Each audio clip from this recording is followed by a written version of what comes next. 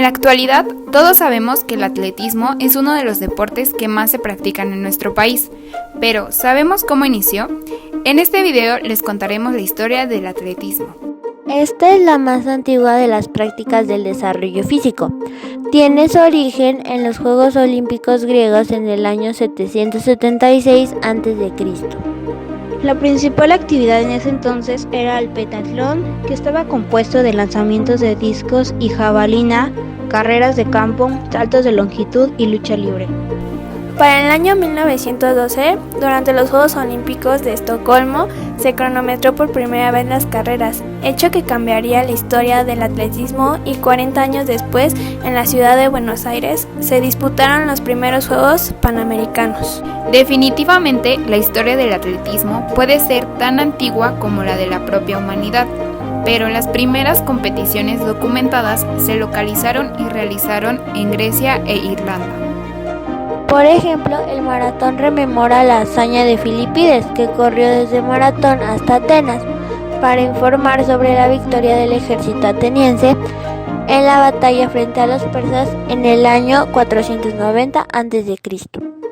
Aunque tras el Renacimiento se seguían disputando pruebas atléticas en toda Europa, no fue hasta el siglo XIX cuando realmente nace el atletismo como deporte.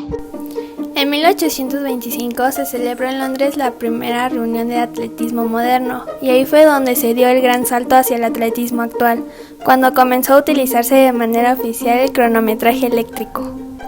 La IAAF, Federación Internacional de Atletismo, se fundó en 1912 y su primer congreso se celebró en Estocolmo, Suecia, y en él estuvieron presentes 17 federaciones nacionales.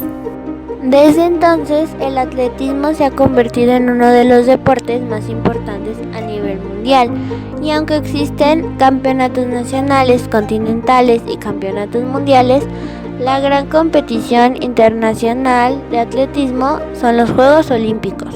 En fin, el atletismo es un deporte que incluye diferentes disciplinas, carreras, saltos y lanzamientos. Dentro de cada disciplina existen decenas de pruebas. Algunas de ellas, por ejemplo, no son olímpicas, como ocurre con el campo a través o la milla. Existen también ciertas diferencias según se trate de una competición en pista cubierta o a cielo abierto. Sin lugar a dudas, la historia del atletismo tiene mucho por escribir.